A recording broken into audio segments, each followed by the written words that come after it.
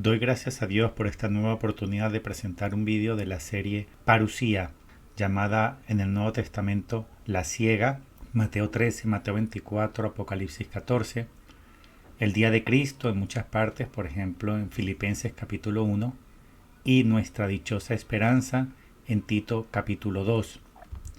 Quiero comenzar por hacer un breve recuento del plan salvífico de Dios, que parte de una triple promesa hecha a Abraham y a su descendencia. La primera dice: de ti haré una nación grande y te bendeciré. La segunda: te daré a ti y a tu descendencia después de ti la tierra de tus peregrinaciones. Y la tercera: en tu descendencia serán benditas todas las naciones de la tierra. Luego viene la ley, dice Gálatas 3:19. Entonces, ¿para qué la ley?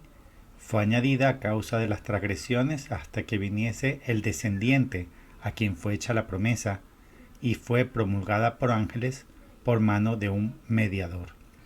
¿Quién es este descendiente, que es el objeto de la promesa? Lo dice 3 versículos antes en Gálatas 3:16. Las promesas fueron dadas a Abraham y a su descendiente. No dice a los descendientes como si se tratase de muchos, sino como de uno, a tu descendiente, el cual es Cristo. Significa esto que Cristo es el objeto de la promesa. La nación grande prometida a Abraham es en Cristo y a través de Cristo. También la herencia de la tierra y la bendición de todas las naciones. Solo en Cristo y a través de Cristo puede una persona ser beneficiaria de las promesas abrahámicas. Así lo vemos en 2 Corintios 1:20, pues todas las promesas hechas por Dios han tenido su sí en Él, es decir, en Jesucristo. ¿Qué es la ley? El Pentateuco, llamado la Torá en hebreo, es decir, los primeros 5 libros de la Biblia. ¿Y qué hace la ley? ¿Cuál es el objetivo de la ley? Pues preparar el camino a Jesucristo y a todo lo que Él va a hacer por nosotros: morir, redimirnos, crear la Santa Misa, los sacramentos, la Iglesia.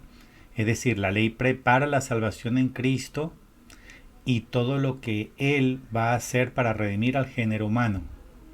Dice Romanos 10:4, porque el fin de la ley es Cristo. ¿Y cuál es el mensaje central de Jesús en el Evangelio? Leemos en Mateo 4:23, recorría toda la Galilea enseñando en las sinagogas de ellos y proclamando la buena nueva del reino. Otras traducciones bíblicas dicen el Evangelio del reino, porque eso es lo que significa Evangelio, la buena nueva de Dios. No creo que sea casualidad que justamente la primera petición del Padre Nuestro sea pedir ese reino. El Padre Nuestro tiene una invocación inicial y 6 peticiones, y la primera de ellas es: venga tu reino.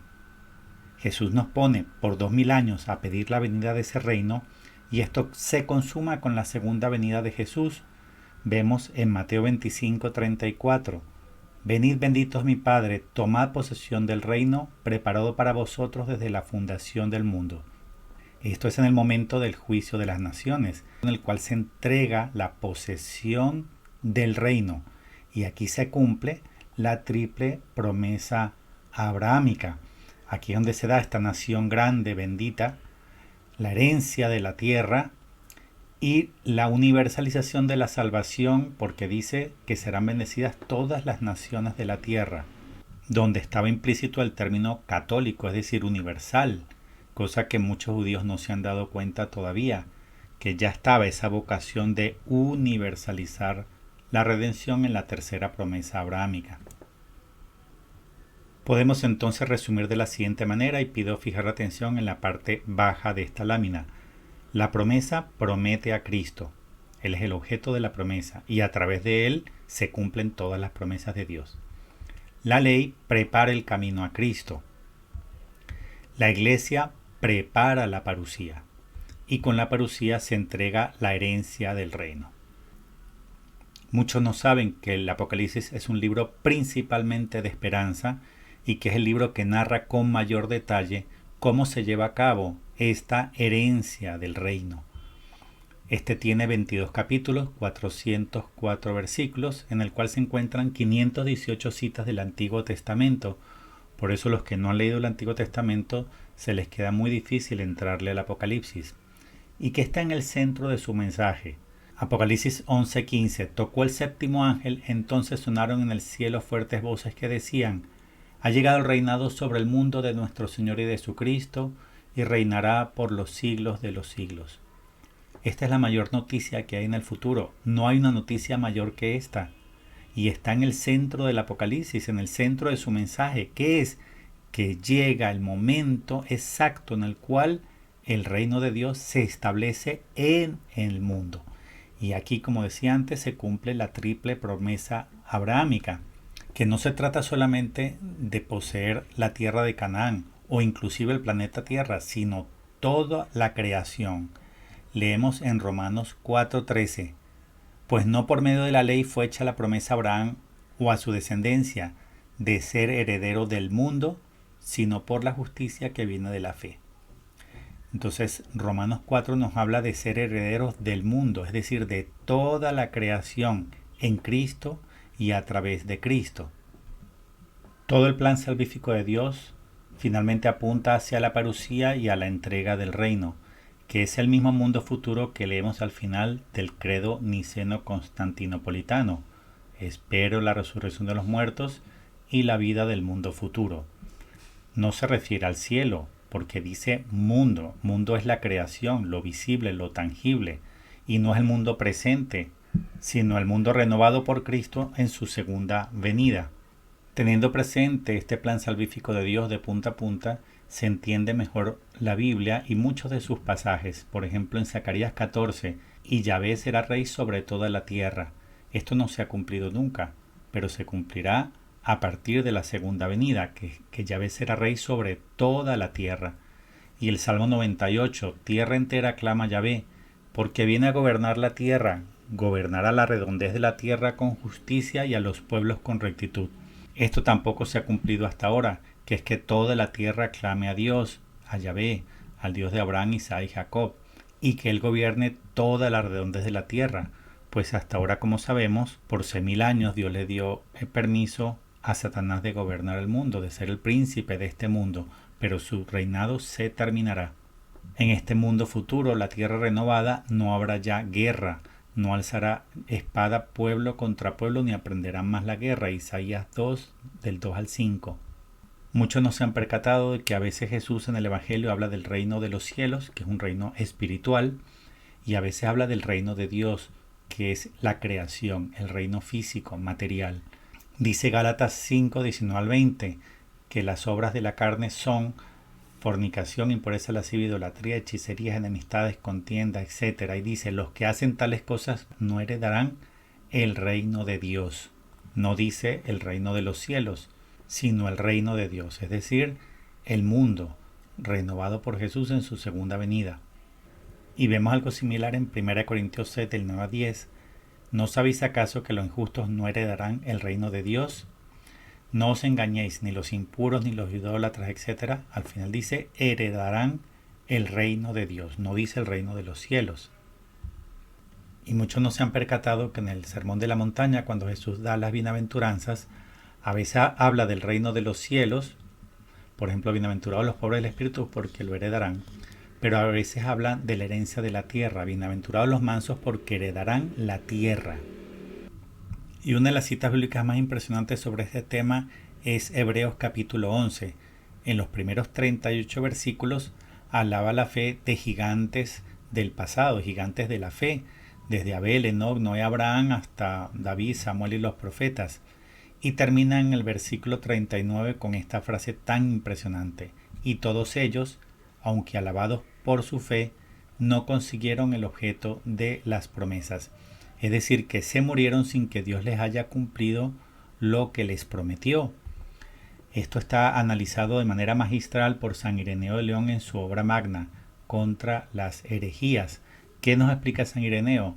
Que todas las promesas veterotestamentarias no se cumplieron en la vida de ellos porque están de cumplimiento pendiente. Es en la resurrección y en la herencia del reino que Dios le va a cumplir todo lo que a estos prometió. Por ejemplo, si Dios prometió a Abraham la herencia de la tierra Y dice en Hechos 7:5 que al morir no la había heredado, murió sin recibir la herencia, pues es con la resurrección de Abraham en la posesión del reino que va a heredarla. Y explica San Ireneo que no aplica solo a los gigantes del pasado, sino a todos y cada uno de nosotros. Las promesas que Jesús nos hace en el Evangelio, la mayoría no se cumplen sino en la resurrección y en la herencia del reino. Si una persona regaló una hectárea a la iglesia o a los pobres, y Jesús promete el 100 por 1 en esta vida y luego la vida eterna, el 100 por 1 vendrían a ser 100 hectáreas. ¿Dónde las hereda la persona? Después de la resurrección con la herencia del reino. Si entregaste a un pobre un sándwich porque tenía hambre, Dios te promete el 100 por 1. ¿Dónde? ¿Cuándo? Después de la resurrección con la herencia del reino. Todo esto explicado de manera hermosísima por este santo, doctor de la iglesia, obispo y mártir, San Ireneo de León. Muchos tampoco saben que Jesús ya le anticipó a Pilato que sí iba a reinar en el mundo. En la respuesta original, Nunc autem regnum meum non est hinc, mas ahora mi reino no es de aquí. Casi todas las Biblias me refiero en español, omiten el ahora o el todavía. La única que lo tiene es la Vulgata, como tal en latín, y de las Biblias en español, la Straubinger, que lo dice con claridad, mas ahora mi reino no es de aquí. Lo que le está diciendo a Pilato es que sí va a reinar en el mundo, solo que el establecimiento de su reinado no correspondía al momento de la primera venida. Lo que le está diciendo por tanto a Pilato es, sí voy a reinar, mi reino sí va a ser de aquí, pero no todavía, no es para ahora. Todo lo que he dicho hasta ahora se puede resumir con esta idea central. El plan salvífico de Dios apunta al final hacia la parusía y a la herencia del reino, que no es solamente la tierra renovada, sino toda la creación. En ese momento, con la resurrección y la herencia del reino, se cumplen todas las promesas veterotestamentarias y también todas las promesas de Jesús en el Evangelio. Por eso tenemos que estar estudiando la parusía, este día tan grande y que tampoco se enseña, tampoco estudiado y explicado. Es el día más importante en el futuro cercano, del cual debería capturar toda nuestra atención para prepararnos para ese encuentro de amor con el amado y para recibir la herencia como hijos de Dios, la herencia de la creación. Y el mensaje parusíaco siempre tenemos que darlo como un mensaje de esperanza, de alegría, no como tantos falsos profetas que lo único que hacen es meter miedo en el porvenir para que la gente no logre descubrir el apocalipsis de boda, de gozo, rescate y esperanza. Jesús vino a Dossulé, Francia, entre 1972 y 1978, y en 49 apariciones le entregó a Madeleine Aumont la revelación de la proximidad de la segunda venida. El mensaje central de Jesús es de esperanza y lo resumo con un fragmento del mensaje del 1 de marzo de 1974. Alegraos, porque el tiempo está próximo para que el Hijo del Hombre retorne en gloria. Alegraos, alegraos siempre en el Señor, que vuestra alegría sea conocida por todos los hombres a causa de las palabras que acabáis de escuchar, a causa de mi nombre. 4 veces utiliza la palabra alegraos el Señor. Alegraos, ¿por qué? Porque está próximo el tiempo de su retorno. Jesús nos dijo en los 70s que éramos nosotros la generación que iba a ver la segunda venida.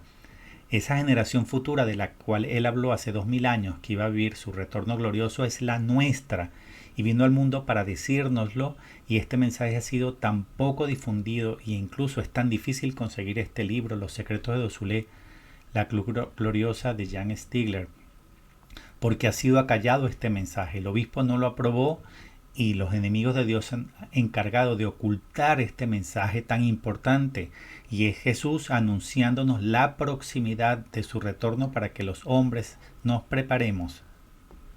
Hemos dicho en estudios anteriores que en escatología hay 2 escollos a superar. Lo primero es diferenciar el juicio de las naciones, que es el juicio asociado a la segunda venida, del juicio final universal. El primero está en Mateo 25 y está asociado a lo que se suele llamar el fin de los tiempos. El segundo, que vemos en Apocalipsis 20 del 11 al 15, es lo que está asociado a lo que se suele llamar el fin del mundo. Quien no diferencia estos 2 momentos de juicio no puede avanzar en escatología. Ahora bien, la mayoría de las personas ya logran diferenciar estos 2 momentos de juicio. explicados y diferenciados muy bien en el libro La Iglesia Patrística y la Parusía de Alcañiz y Castellani, y también en el libro azul del Padre Gobi, especialmente en el mensaje de Nochebuena de 1978. Pero la mayoría sigue estancado en lo que yo llamo el segundo escollo, es diferenciar la parusía del juicio de las naciones, es decir, comprender que Mateo 24 y Mateo 25 corresponde a dos momentos diferentes, aunque ambos relacionados con la segunda venida. Yo también lo suelo llamar la parusía de rescate y la parusía de juicio. Todo tiene que ver con comprender el momento y el contexto en el que se da la parusía, Mateo 24, del 23 al 51, en relación con el momento en que se da el juicio de las naciones, Mateo 25, del 31 al 46. Para entender esto, veamos cuál es el centro de Mateo 24. Lo más importante son los versículos 30 y 31. Entonces aparecerá en el cielo la señal del Hijo del Hombre, eso es la cruz que se va a ver antes del aviso por 7 días, y entonces se lamentarán todas las tribus de la tierra, eso es la parte interior del aviso, es decir, la iluminación de las conciencias. Y verán al Hijo del Hombre viniendo sobre las nubes del cielo con poder y gloria grande. Eso es la parusía. Fíjense que en el mismo versículo 30 está combinado tanto el aviso como la parusía. Interesante y misterioso. Y luego se complementa con el versículo 31. Y enviará a sus ángeles con trompeta de sonido grande y juntarán a los elegidos de él, de los cuatro vientos, de una extremidad del cielo hasta la otra. Esto es un rescate, nadie lo niega, un rescate de elegidos que son juntados en el cielo, pues como dice un poco más adelante en los versículos 40 y 41, uno será tomado, uno dejado, una tomada y una dejada. Entonces los tomados son juntados en el cielo, desde un extremo hasta el otro del cielo. La pregunta entonces es, ¿en qué momento se da este rescate de Mateo 24, 30 en relación con el momento del juicio de las naciones de Mateo 25? Yo pongo aquí 4 posibilidades. A, que el rescate sea antes de iniciar la semana 70 de Daniel, es decir, antes de toda la tribulación. B, que el rescate sea antes de iniciar la peor parte, es decir, los castigos divinos, antes de la ira de Dios. C, que el rescate sea antes de los 3 días finales de oscuridad. Y D, que sea todo en el mismo momento, es decir, que Mateo 24 y Mateo 25 son todo el mismo día. La última opción es la posición universalmente aceptada por todos los católicos, es decir, que Mateo 24 y Mateo 25 es la misma y única manifestación de Cristo en su segunda venida. Yo no estoy de acuerdo con esto, aunque sea lo que la mayor parte opina. Yo sostengo la posición B, es decir, que el rescate es antes de la ira de Dios. Yo tampoco sostengo la posición A, que es la que defienden la mayoría de las sectas protestantes, que dicen que el rescate es al inicio de la semana 70 de Daniel, es decir, que los rescatados no viven nada del tiempo del anticristo. Eso, error protestante, yo también lo condeno, porque bíblicamente se demuestra que no es así. ¿Cuál es entonces la distancia en tiempo entre Mateo 24 y Mateo 25 según estas 4 opciones? En la opción A, pues la distancia sería 7 años bíblicos proféticos, es decir, 2520 días. En la opción B, la distancia serían 3.5 años bíblicos proféticos, es decir, 1260 días o menos que eso, es decir, entre 1 y 3 años. En la opción C, la distancia serían 3 días exactos, 72 horas. Y en la opción D, que es la que piensan como correcta la mayor parte de los católicos, no habría distancia entre Mateo 24 y Mateo 25, sino que serían simultáneos o separados por unos pocos minutos. Entonces la opción que yo enseño, que yo sostengo, no es ni la que opina la mayoría de los católicos ni la que opina los protestantes, sino la opción B, es decir, que hay un rescate antes de la ira de Dios, con lo cual la distancia entre Mateo 24 y Mateo 25 es de 1 a 3 años y medio. Vamos a ver en qué me baso yo para hacer esta afirmación. Los plazos asociados a la tribulación o a la semana 70 de Daniel están en 2 libros, uno del Antiguo Testamento, el de Daniel, y uno del Nuevo Testamento, el Apocalipsis. Ambos coinciden en el que el gobierno del anticristo será de 7 tiempos, es decir, 2520 días.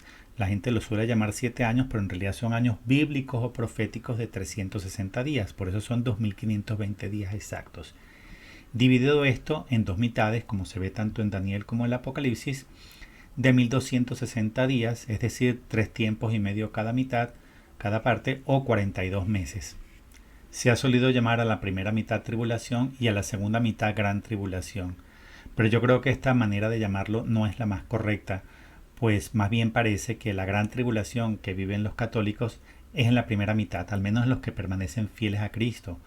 Gran tribulación podría ser de la segunda mitad para los judíos, pero la gran tribulación más bien, o la parte peor, podría ser la primera para los que permanecen fieles a Jesús.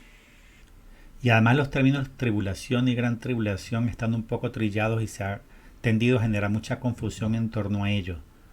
Yo por tanto voy a cambiar la terminología y voy a proponer una nueva, diferente, y es llamar tribulación a todo lo que está asociado a la persecución del anticristo y a los castigos autoinfligidos por el hombre, como la guerra, que no es algo querido ni creado por Dios, a lo más permitido por Dios, pero Dios no crea ni quiere la guerra.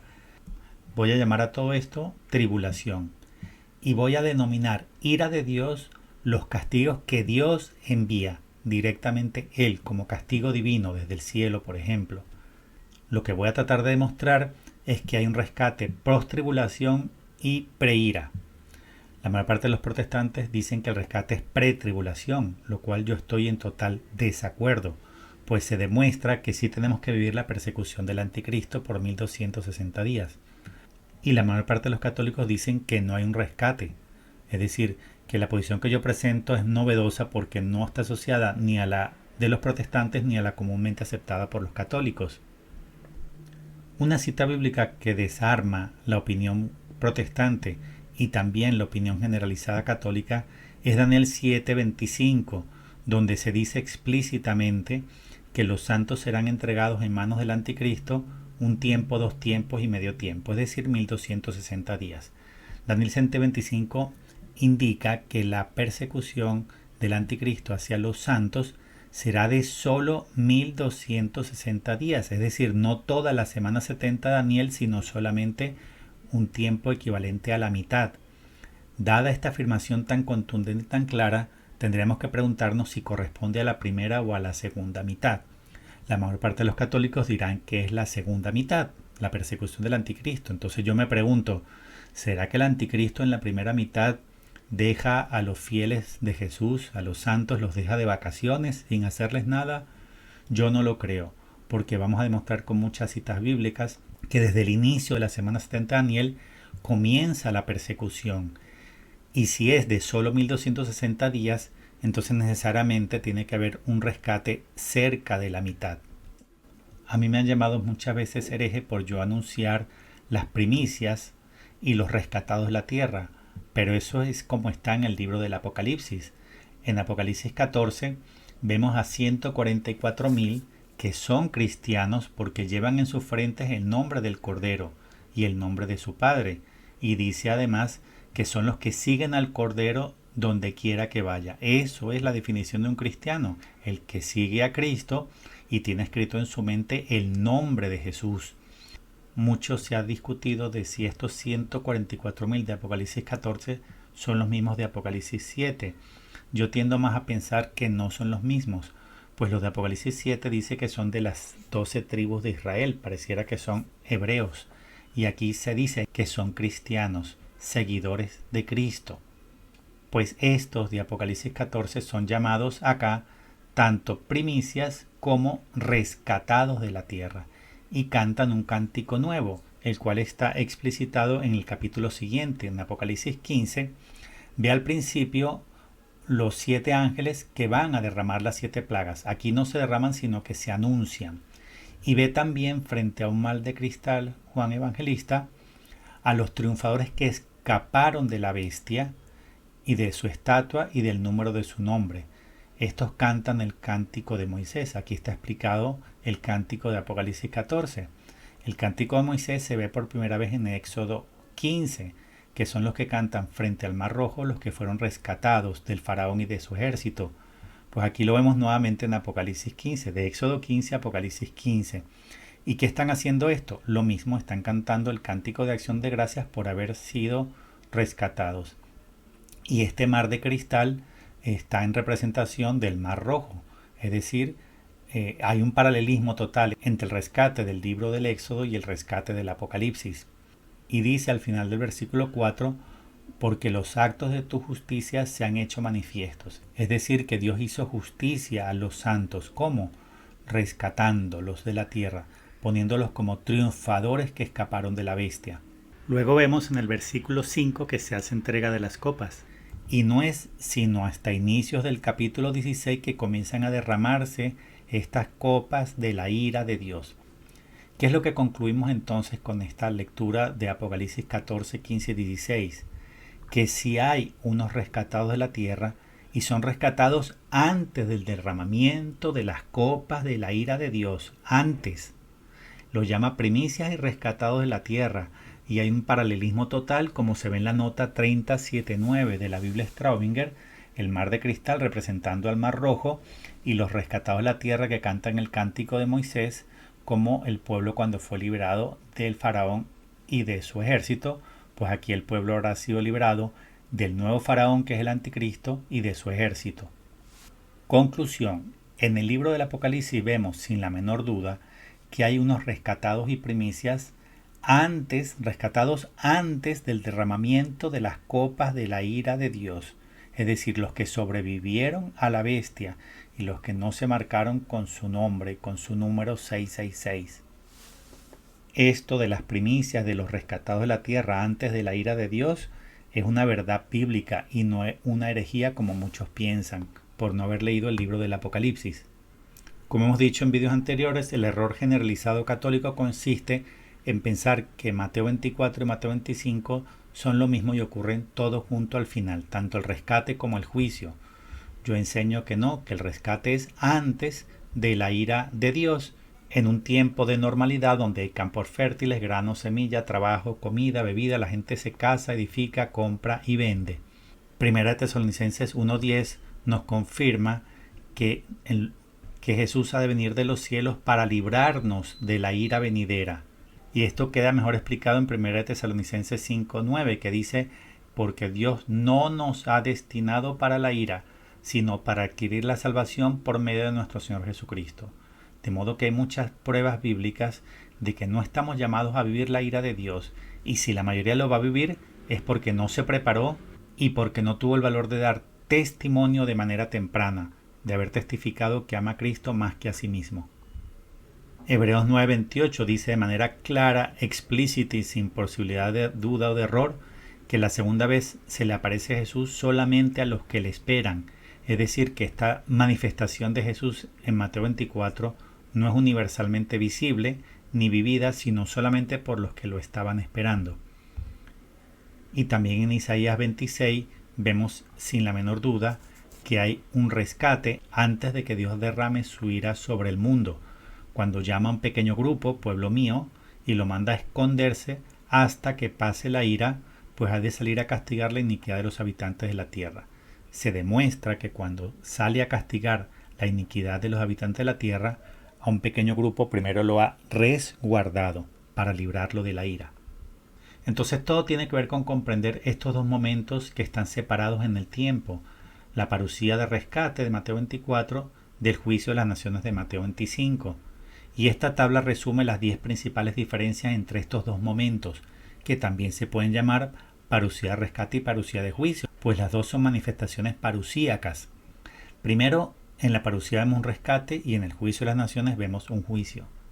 2. La parusía tiene que ver con un rescate de elegidos y el juicio de las naciones es para todos los hombres que estén vivos sobre la tierra. 3. La parusía ocurre en un tiempo de normalidad.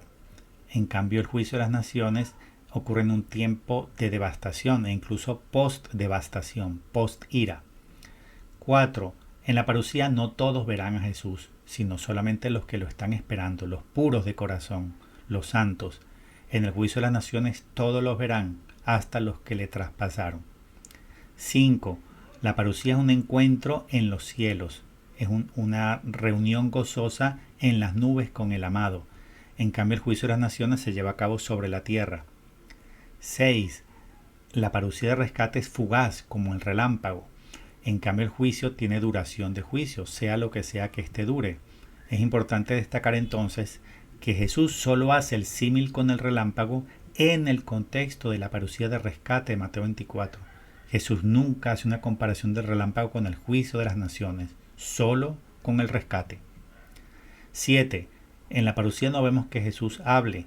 En cambio, en el juicio de las naciones sí habla y habla como juez, es decir, emitiendo las sentencias positiva y negativa a las cabras y a las ovejas. 8. Y esta diferencia es importantísima. En la parusía viene con sus ángeles. En cambio, para el juicio de las naciones viene con sus ángeles y con sus santos. Dice, por ejemplo, en Zacarías 14:5, vendrá Yahvé mi Dios y todos los santos con él. Pues si los santos vienen con Jesús, significa que ya resucitaron, porque vienen en cuerpo y alma. Entonces tienen que haber resucitado en un momento anterior. ¿Y cuál es ese momento anterior de resurrección? Pues justamente la parusía de Mateo 24. Y dice Judas 14, he aquí que ha venido el Señor con las miríadas de sus santos a hacer juicio contra todos. En el juicio de las naciones Jesús viene con los santos y ellos no van a ser enjuiciados, sino vienen como una labor de cojueces, es decir, a participar con Cristo en ese juicio como jueces, como jurados, como testigos, pero no como enjuiciados. 9. El rescate parusíaco es antes de la ira de Dios. El juicio de las naciones o parusía de juicio es después de la ira de Dios.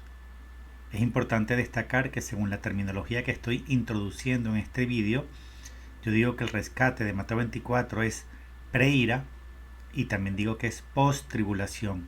Como vamos a ver más adelante, el rescate es después de los sellos del Apocalipsis, es decir, después de la persecución del anticristo, la cual sí tenemos que vivir, igual que la guerra, la peste y el hambre.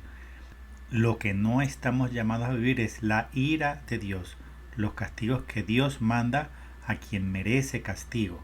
Es la ira de Dios la peor parte de la gran tribulación que termina justamente con el juicio de las naciones o parusía de juicio.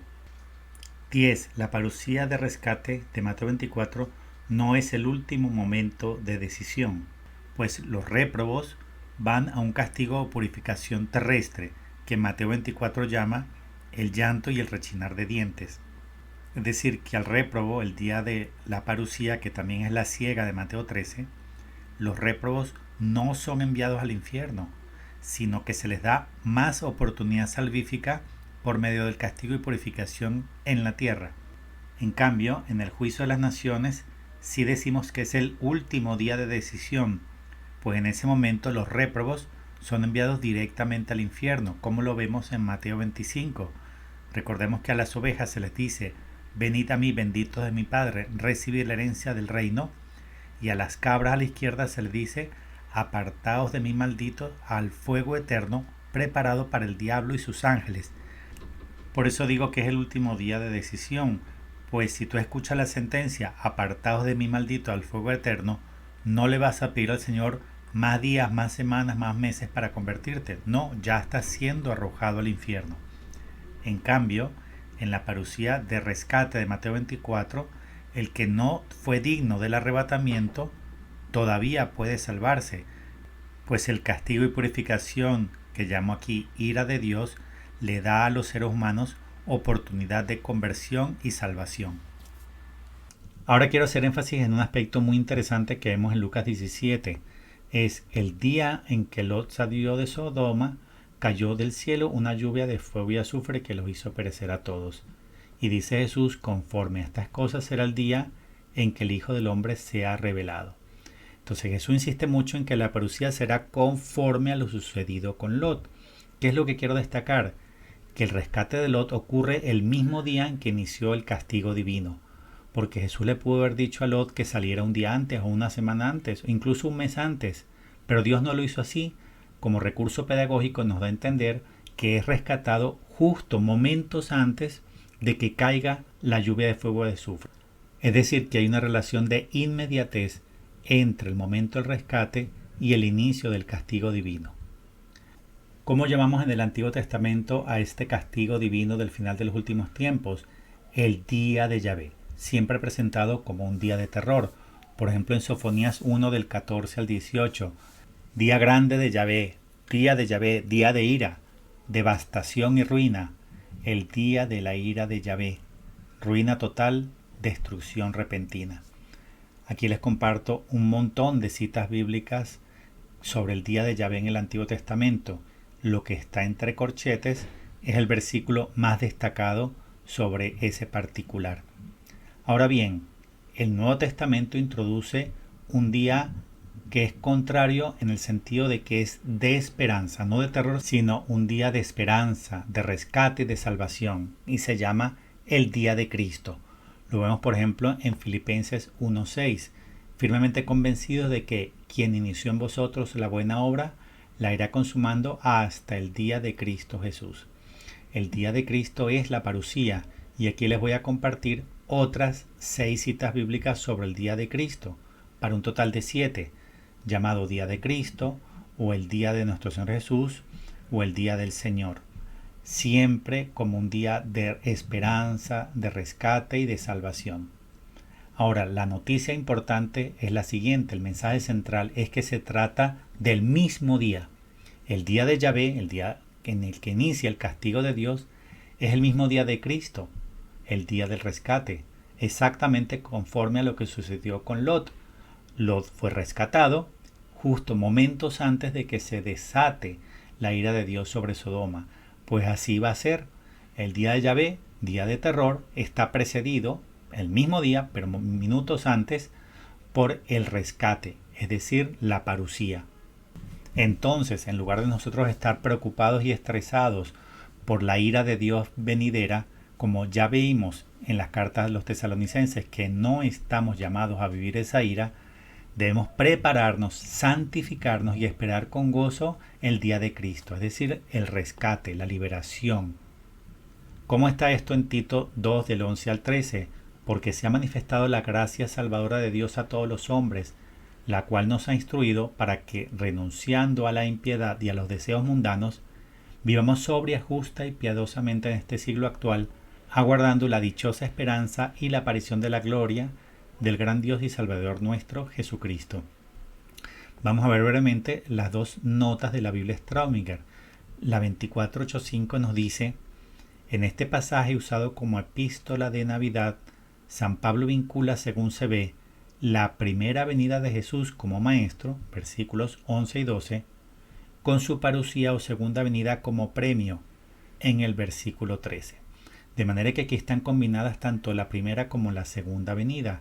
En los 2 primeros versículos la primera y en el 13 la segunda venida, referida como dichosa esperanza y como la aparición de la gloria del gran Dios y Salvador nuestro Jesucristo. Así tenemos que ver nosotros el porvenir, prepararnos para esta dichosa esperanza. Qué hermosura que aquí se le llama a la parusía la dichosa esperanza. Y la otra nota, la 2486, dice: la dichosa esperanza, así se llama el segundo advenimiento de Cristo en gloria y majestad, Dios y Salvador. No se refiere esta vez al Padre, sino, según el contexto, solo a Jesucristo. Así lo han interpretado los padres griegos y latinos. Entonces, si bien el día de Yahvé era un día de terror asociado al Padre, o sea, el día que la ira del Padre se descarga sobre el mundo, la dichosa esperanza o el día de Cristo es el mismo día, pero visto como día de esperanza, pues es un rescate justo antes de que se derrame la ira de Dios sobre el mundo. En vídeos anteriores hemos confrontado Mateo 24 y Mateo 25. Mateo 24 tiene el aviso y la parusía, y Mateo 25 el juicio de las naciones. Y habíamos dicho en un video anterior que estas 2 manifestaciones están referidas en el diario de la Divina Misericordia, numeral 83, como la venida como justo juez, Mateo 25, y la venida como Rey de Misericordia, Mateo 24. Destacando que además son 2 momentos diferentes, porque dice que antes de venir como juez justo, primero vendrá como Rey de Misericordia. Antes significa que no es el mismo momento Mateo 24, Mateo 25. Y lo refuerza también al final cuando dice: esto sucederá poco tiempo antes del último día. No dice cuánto tiempo antes, pero enfatiza que es antes. Veamos ahora Mateo 24 completo para explicar que tiene 4 bloques y vamos a destacar algunos aspectos muy importantes. Los bloques 1 y 3 los estoy poniendo en color azul y es lo que está dirigido específicamente a los judíos. Los bloques 2 y 4 los estoy colocando en color morado y son globales, es decir, están dirigidos a la iglesia y a todos los hombres, a todos los seres humanos. El bloque 1 comienza cuando salen del templo y Jesús comienza a hablarles de escatología, de que al final no quedará piedra sobre piedra. Los discípulos se atemorizan de lo que comienza a decirles y comienzan a hacerle preguntas. Jesús comienza a contestar las preguntas de manera genérica en el bloque 2 a partir del versículo 4, que habla de que viene engañadores, un falso Cristo. También habla de guerras, rumores de guerras. Se levantará pueblo contra pueblo, reino contra reino, y habrá en diversos lugares hambres, peste y terremoto. Habla entonces de una tribulación, de persecución, os matarán y seréis odiados de todos.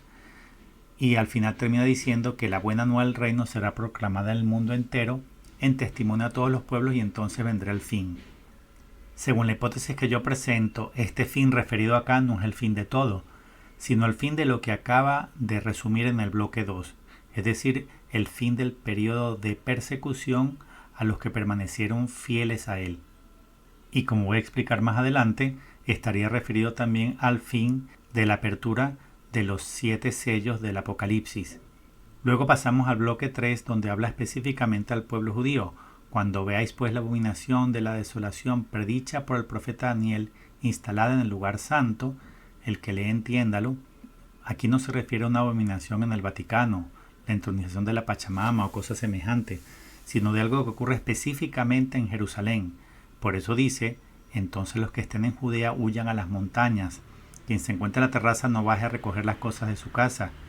Quien se encuentra en el campo no vuelva atrás para tomar su manto. Ay de las que estén encintas y de las que críen en aquel tiempo. Rogad para que vuestra huida no acontezca en invierno ni en día sábado, porque habrá entonces una tribulación grande. Esta es la tribulación grande para el pueblo judío, y no le está hablando a las personas de todo el mundo ni a la Iglesia Católica, sino que específicamente dice que los que estén en Judea huyan a las montañas. ¿Cuántas personas han tomado decisiones erradas por este pasaje sin haber leído con calma que le está hablando a los judíos? Igual que dice que vuestra huida no acontezca en invierno ni en día sábado. Esto no tiene nada que ver con los gentiles ni con los cristianos. Los que no pueden dar ni 1000 pasos en día sábado son los judíos. Y en el versículo 23 vuelve al discurso a todas las naciones, a todos los gentiles y a la iglesia. Y es en el bloque 4 donde está tanto el aviso, en el versículo 30, como la parusía, el rescate, en los versículos 30 y 31. Según la hipótesis que yo presento, Mateo 24 tiene los 7 sellos del Apocalipsis. El primer sello es la manifestación del anticristo, que es este que va a decir yo soy el Cristo. El hambre, la peste y los terremotos vendrían a ser el segundo, tercero y cuarto sello.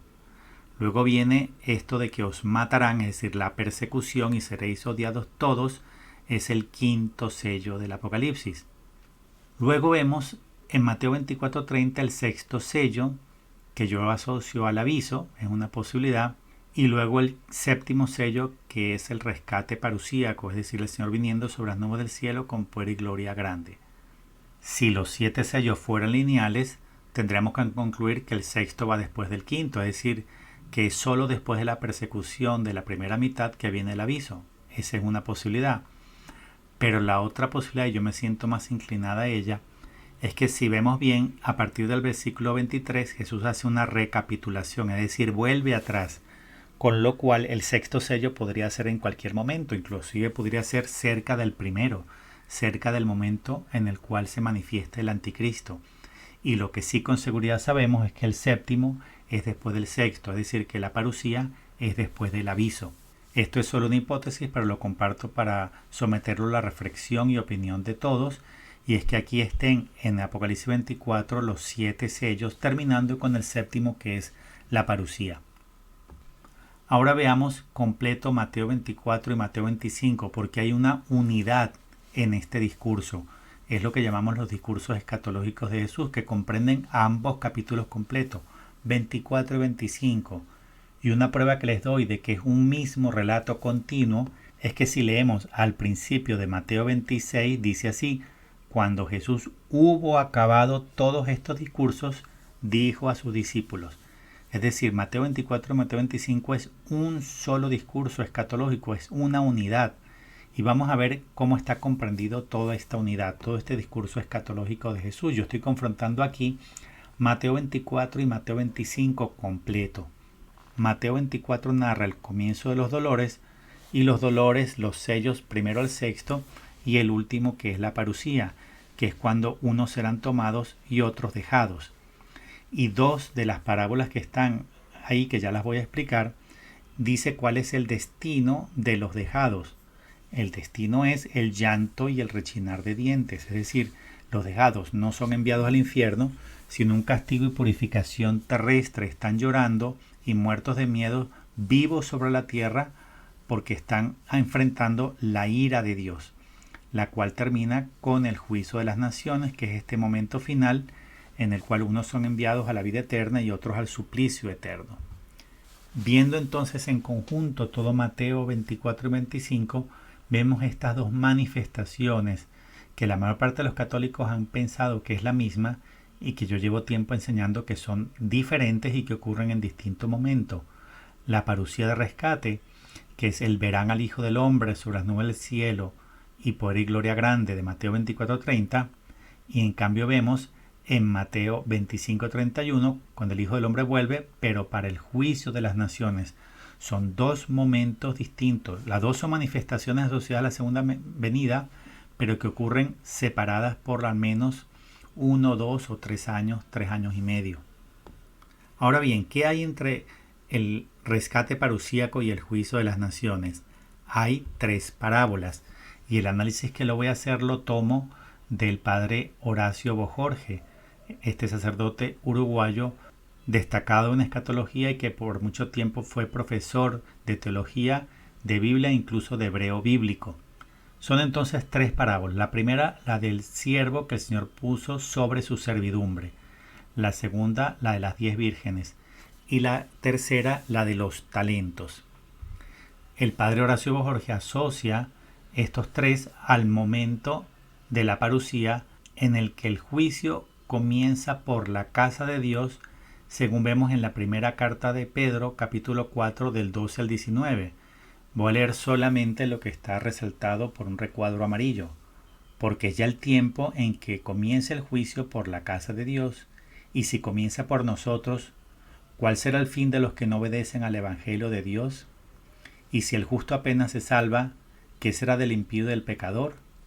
Yo siempre he referido a la parusía de rescate de Mateo 24 como eso, como un rescate, pero debo reconocer que tiene un juicio implícito, porque al decir uno será tomado y uno será dejado, hay un juicio de decisión en quién se queda y quién es sacado. Estas 3 parábolas lo que relatan es el criterio según el cual se lleva a cabo este juicio de Mateo 24, esta separación de que uno es tomado y el otro es dejado. La primera parábola podría estar asociada principalmente al clero, es decir, a quien el Señor puso sobre la servidumbre, es decir, obispos y sacerdotes. La segunda pudiera estar asociado a las personas de vida consagrada, religiosos, religiosas, monjes, abades y también a los seglares o laicos que tienen compromisos o votos y han optado por una opción de vida en celibato.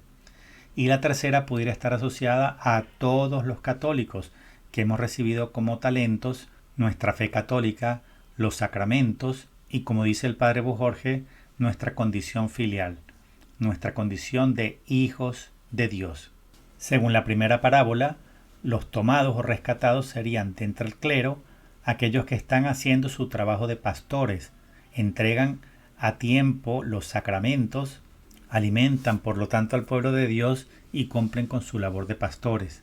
En la parábola de las vírgenes estarían siendo tomados los que han sido fieles a sus votos, a sus compromisos de vida consagrada y mantienen su fe y las lámparas llenas de aceite con los sacramentos, con la oración y la lectura de la Biblia.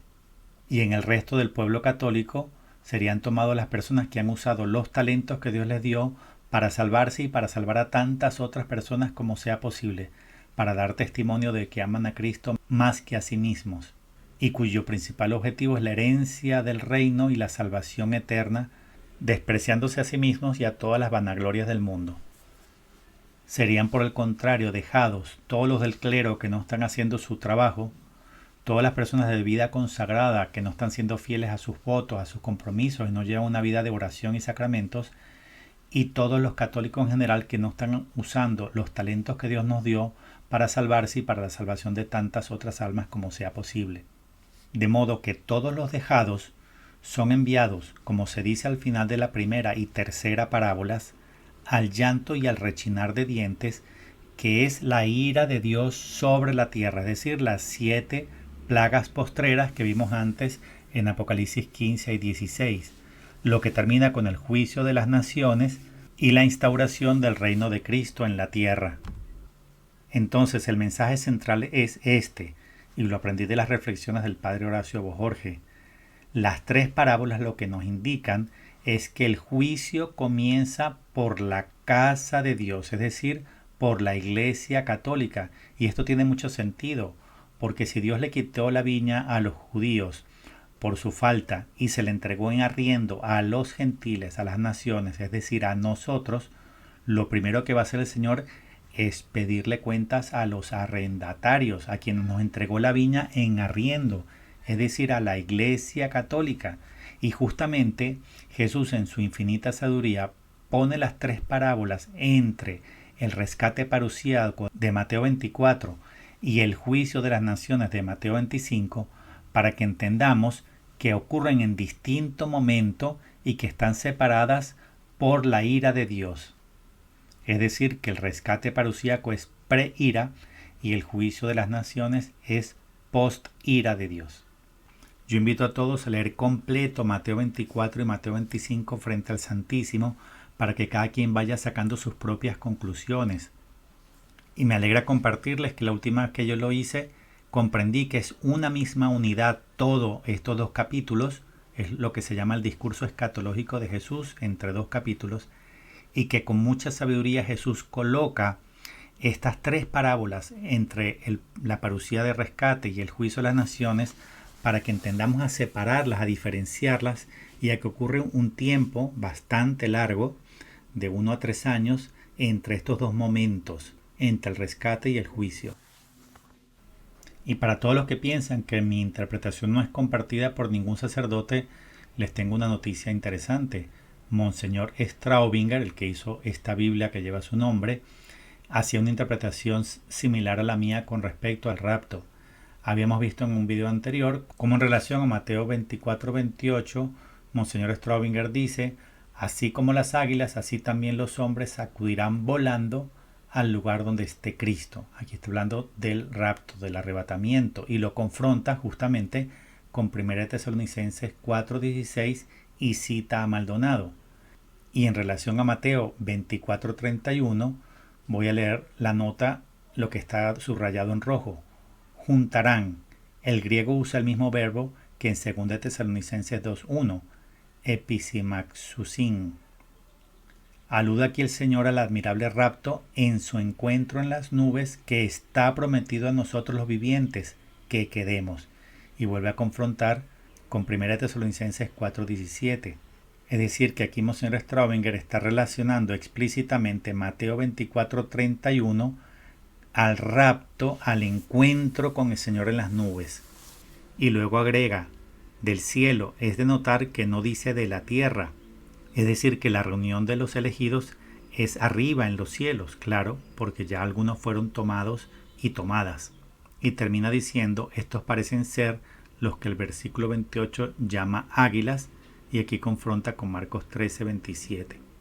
Conclusión, la interpretación que hace Monseñor Straubinger sobre el rapto o el arrebatamiento es la misma que yo enseño.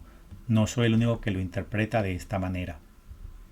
Y un amigo que sabe que me llaman hereje por yo anunciar el arrebatamiento, me llamó un día muy contento porque esa mañana en Laudes habían leído las catequesis bautismales de San Juan Crisóstomo, que es un santo que enseñaba el arrebatamiento. Voy a leer solo rápidamente lo que está resaltado y subrayado. Arrebatados en la nube, estemos siempre con el Señor. El encuentro con Él en el aire, el rapto en la nube. Seremos arrebatados con ellos en la nube al encuentro del Señor en el aire. Lo mismo ocurrirá con nuestro cuerpo, será consustancial al suyo, puesto que ambos proceden de un elemento común, cual es la cabeza, tal será el cuerpo. Por tanto, si es conforme al modelo, recorrerá idéntica trayectoria y se elevará igualmente en las nubes. Comportémonos, carísimos, de modo que, arrebatados en la nube, estemos siempre con el Señor. Pues San Juan Crisóstomo también enseñaba el arrebatamiento como yo lo enseño, es decir, el rapto en la nube al encuentro del Señor en los aires. Quien quiere validar esto no tiene sino que buscar en su libro de Liturgia de las Horas, o bien en este que también se encuentra en línea en el internet, las homilías sobre las delicias de la vida futura de San Juan Crisóstomo. Lo que yo enseño, por tanto, es que sí hay un rescate antes de la ira y que Dios no hace que paguen justos por pecadores. En la segunda de Pedro 2 del 5 al 9 vemos que pone como ejemplo a Noé y a Lot, declarados ambos como justos y que fueron librados por Dios antes del castigo. Y termina diciendo, es porque el Señor sabe librar de las pruebas a los piadosos y guardar a los impíos para castigarles en el día del juicio. Es decir, que no pagan justo por pecadores, sino que Dios castiga al que merece castigo y libra al que no lo merece. Y lo mismo vemos en Proverbios 11:8. El justo es librado de la tribulación y en su lugar será atribulado el malvado. Como se demuestra bíblicamente que Dios sí libró del castigo a Lot y a Noé, un argumento que algunos utilizan es que a futuro, en la gran tribulación venidera, Dios va a cambiar su modo de actuar y que esta vez sí va a hacer que paguen justos por pecadores, es decir, que va a mezclar a todos por igual. Para refutar esto sale en nuestra ayuda Malaquías 3 del 13 al 18. Hay personas que están renegando de Dios y luego unos justos que sí temen a Dios y están orando. Dice lo que está en negro y subrayado. Entonces los que temían a Yahvé hablaron unos con otros y Yahvé estuvo atento y escuchó. Y fue escrito delante de él un libro de memoria en favor de los que temen a Yahvé y respetan su nombre. Es decir, Yahvé escuchó la oración de los justos, de los que le temen. No escuchó a los que están renegando de él. Y dice lo siguiente, ellos serán, dice Yahvé de los ejércitos, mi propiedad en aquel día que yo preparo, y de ellos me apiadaré como un hombre se apiada del hijo que le sirve. El día que yo preparo es el día de Yahvé, el día del castigo. Pues el día del castigo Dios se apiadará del hijo que le sirve. Y yo me pregunto, ¿por qué no habría de ser así? ¿Por qué no habría Dios de apiadarse del que le sirvió y el que le temió? Y termina diciendo lo que está aquí al final en morado. Entonces veréis una vez más la diferencia entre el justo y el impío, entre aquel que sirve a Dios y aquel que no le sirve. Esta frase final es contundente porque dice veréis una vez más. Significa que Dios no va a cambiar el patrón de comportamiento. Siempre va a mantenerse del mismo modo, es decir, que se verá siempre la diferencia entre el justo y el impío, entre el que sirve a Dios y el que no le sirve. Si al final viniera la ira de Dios y pagaran igual los santos que los pecadores, ¿no se vería la diferencia entre el que sirve y el que no sirve a Dios? Si Dios hace que en la ira final paguen justo por pecadores, no se vería la diferencia entre el justo y el impío. Pero aquí dice de manera clara y contundente, veréis una vez más, lo que significa que Dios no va a cambiar la manera como ha obrado siempre. Siempre se va a ver la diferencia entre el justo y el impío. ¿Cómo se va a ver? Pues rescatando al justo antes de la ira de Dios. Veamos cómo en la Sagrada Escritura estaba la huella de estos dos momentos asociados a la segunda venida, la parucía y el juicio de las naciones. Vemos, por ejemplo, en el Salmo 24 que 2 veces dice, levantad, oh puertas, vuestros dinteles y alzaos portones antiquísimos. ¿Para qué habría de repetir eso mismo 2 veces? Pues posiblemente la primera se refiere a la puerta de la misericordia y la segunda a la puerta de la justicia, como lo decía en el diario de Santa Faustina, numeral 83. Antes de venir como justo juez, sería la segunda puerta, vengo como rey de misericordia, sería la primera puerta.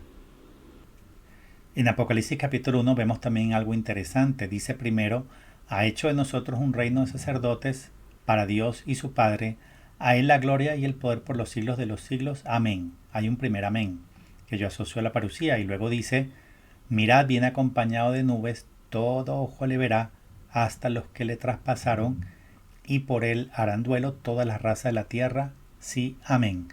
El segundo amén yo lo relaciono al juicio de las naciones.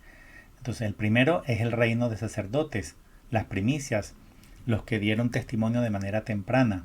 El segundo amén ya viene como juez, como justo juez. Recordemos que en Apocalipsis 3:14, en la carta a la séptima iglesia, la Odisea, Jesús se llama a sí mismo el amén, palabra que viene del hebreo y significa verdad, es cierto o así sea. Pues Cristo es el amén porque Él es la verdad y en Él se cumplen todas las promesas de Dios. Y vemos dos veces el amén, posiblemente anticipando estos dos momentos o manifestaciones asociadas a su segunda venida. Y algo similar vemos en el último capítulo, en el 22. Dice el Señor que da testimonio de todo esto. Sí, vengo pronto. Amén. Ven, Señor Jesús. Este primer amén estará asociado a la parusía. Que la gracia del Señor Jesús sea con todos. Amén. Este segundo amén puede estar asociado al juicio de las naciones. Como vemos, sí pareciera estar esta huella de las dos manifestaciones asociadas a la segunda venida en muchas partes para darnos a entender que son dos momentos distintos, el rescate y el juicio, Mateo 24 y Mateo 25. A mí me gusta muchísimo este mensaje del libro azul del Padre Gobi del 3 de julio del 87 en San Marino, donde la Virgen explica al Padre Nuestro, dice que no solo oración, sino que es profecía, y que esta profecía del Padre Nuestro se cumple en el momento en el cual instaura su reino en el mundo. La Virgen nos explica que el Padre Nuestro nos fue dado para que invoquemos la venida del reino de Dios sobre la tierra, y se cumple como profecía cuando es establecido en su segunda venida. Ahí comienza a reinar en plenitud y nos dice que será un reino universal de gracia, belleza, armonía, comunión, santidad, justicia y paz.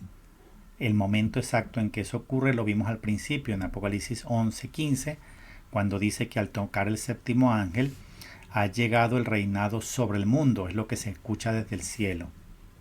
Y este mundo futuro que leemos al final del credo niceno es lo mismo que vemos en Isaías 65, segunda de Pedro 3 y Apocalipsis 21, donde dice que Jesús va a ser cielo nuevo y tierra nueva. La tierra nueva o tierra renovada es el mundo futuro del credo niceno, es decir, la tierra renovada por Cristo en su segunda venida. Señala Castellani que la escatología cristiana se compone de dos elementos, el fin catastrófico intrahistórico de la humanidad junto con el fin triunfal extrahistórico. Lo intrahistórico depende de la voluntad del hombre y las intervenciones metahistóricas provienen de Dios. El mundo va hacia una catástrofe intrahistórica que condiciona un triunfo extrahistórico, o sea, una transposición de la vida del mundo en un trasmundo y del tiempo en un supertiempo.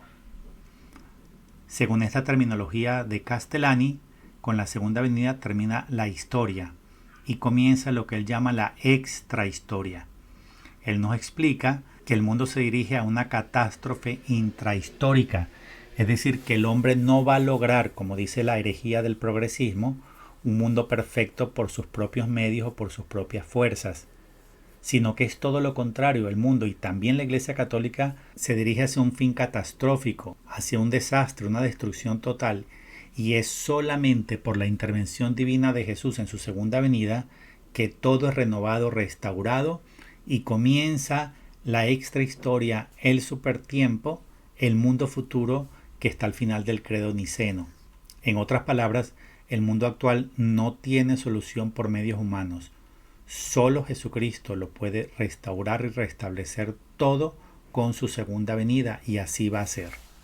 Y en ese mundo renovado, lo que Castellani llamaba la extrahistoria, va a haber, como se lo reveló Jesús a Sor Lucia de Fátima, una sola fe, un solo bautismo, una sola iglesia, santa, católica y apostólica. Es decir, que en la tierra renovada no va a haber religiones, sino que va a haber una sola, única religión, la nuestra, la católica.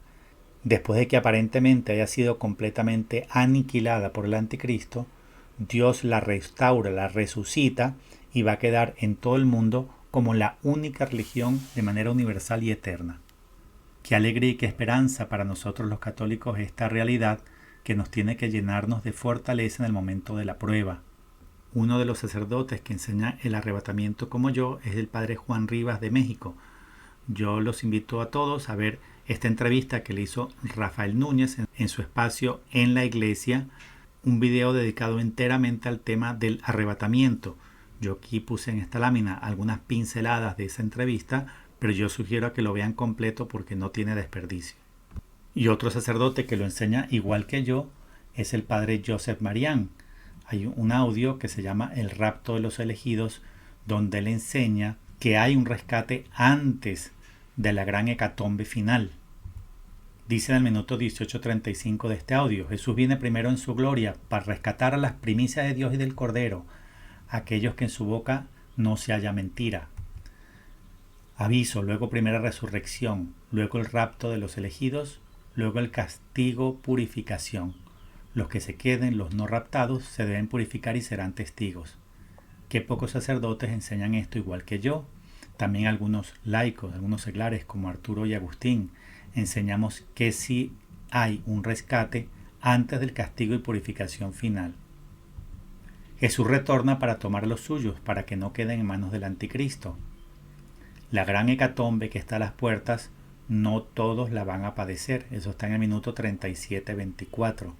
Y segundo más adelante hace esta extraordinaria afirmación: el rapto de los elegidos, en el momento de la necesidad, uno será tomado, otro será dejado. Eso está en el Evangelio. El padre José Marián hace la misma interpretación que hago yo de Mateo 24 con respecto al arrebatamiento, al rapto. Y dice en el momento de la necesidad, que es lo que antes expliqué, que hay una relación de inmediatez entre el día de Yahvé, o sea, el castigo, el juicio, y el día de Cristo, el rescate.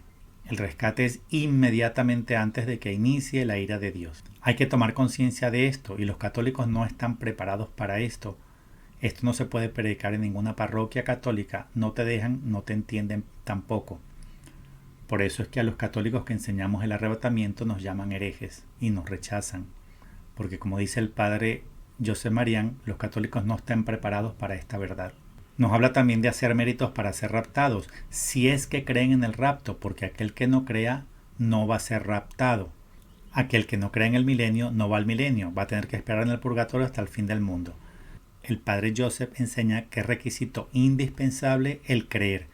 Si no crees en el arrebatamiento, vas a estar en el grupo de los dejados, es decir, de los que van a vivir la gran hecatombe por no haber creído. Dice el padre, porque lo que salva es creer en la palabra de Dios, no creer en mis interpretaciones de la palabra de Dios. Jesús retorna para retomar a los suyos y no se pierdan, y que los suyos, una vez que la tierra esté lista y purificada, los pone otra vez ahí en esta tierra, para que engendren hijos nuevos y hagan un pueblo que les sea fiel. Quiero terminar este vídeo con las 3 actitudes de quienes saben que estamos en el final de los últimos tiempos y que viene el retorno de Cristo a la tierra. La primera actitud es la del temor y está asociado al refugio, búnker, conservación de alimentos, si tengo o no que salir de la ciudad, cómo sobrevivir a la semana 70 de Daniel, es decir, decisiones basadas en el temor. La segunda actitud es la de la pasividad o impaciencia, picoteo en redes, la videntitis, ¿qué dijo el vidente A, B, C, D, F, G, H, I, J, K, Z? ¿Qué dijo tal? ¿Qué dijo cuál? Buscar saber fechas. ¿Quién tiene la fecha? ¿Quién la sabe? ¿Quién me dice cuándo todo comienza? Postergar la conversión. Si sé la fecha, puedo seguir pecando hasta el último momento. Vendo, no vendo, compro, no compro. Yo invito a todos a reflexionar y a superar estas 2 actitudes para dar paso a la única querida por Dios y que nos puede llevar a la salvación y a la herencia del reino, que es el compromiso activo. Orar, visitar al Santísimo, menos tiempo en WhatsApp y Telegram y más horas dedicadas al Señor en el Santísimo. Evangelizar, defender la verdad, dar la cara por Cristo, salvar almas. Estas deberían ser nuestras verdaderas preocupaciones. Y si son estas nuestras preocupaciones, ya no estábamos preocupados ni por conservar la vida, ni por el alimento, ni porque dijo el vidente A, B, C y D. ¿Y por qué esto es importante? Porque la única actitud que nos va a hacer herederos del mundo renovado es la tercera actitud. No es esperar porque venga el reino, sino qué puedo hacer yo para que venga. Señor Jesús, Madre Santísima, ¿para qué me necesitas? ¿Qué puedo aportar yo para la renovación de la faz de la tierra y la venida del reino glorioso de paz sobre la tierra? ¿En qué puedo ser útil para estos propósitos salvíficos? Donar nuestra vida a Dios por la salvación de las almas y por el cumplimiento de los propósitos divinos. Y para todos aquellos que dicen que como laicos nos corresponde callarnos, yo les digo que no, porque nunca Jesús y María nos han llamado ni a callar ni a escondernos. Es muy interesante que el libro azul del Padre Gobi, en su último mensaje, termina con exactamente el mismo mensaje central y final de la Salet en 1846 a Maleni Calvat, cuando dice: llamo en fin a los apóstoles de los últimos tiempos. Es tiempo de que salgan y vayan a iluminar la tierra.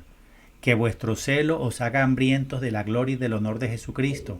Combatid, hijos de la luz, vosotros los pocos que veis, pues he aquí el tiempo de los tiempos y el fin de los fines.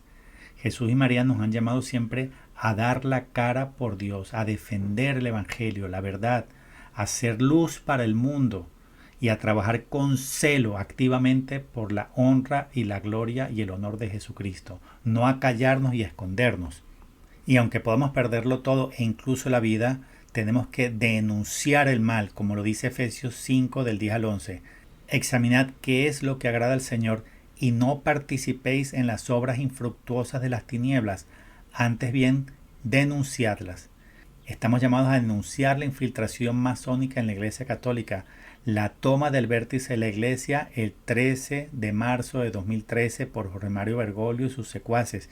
Estamos llamados a denunciar las herejías y las blasfemias que vienen desde el Vaticano, no a callar sino a denunciar, porque si no nos hacemos cómplices de ese mal y de ese plan destructivo.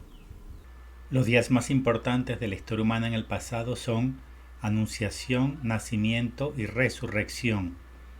Los días más importantes del futuro en la historia humana son Aviso, Parusía y Juicio de las Naciones.